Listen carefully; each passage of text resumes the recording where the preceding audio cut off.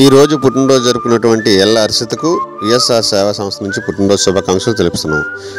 VSR సేవా సంస్థ ఆధ్వర్యంలో డిఎన్ఎస్ సౌండ్స్ రావుకోమతం తాతబాబు గారు పాప పుట్టినరోజు సందర్భంగా రోడ్డు సైడ్ ఉన్న నిరుపేదలకు, వికలాంగులకు, సాధువులకు అన్నదానం చేస్తున్నారు. ఇలా ప్రతి ఒక్క శుభకార్యాలకు ఈ విధంగా చేయాలన్నది విఎస్ఆర్ సేవా సంస్థ ఉద్దేశం.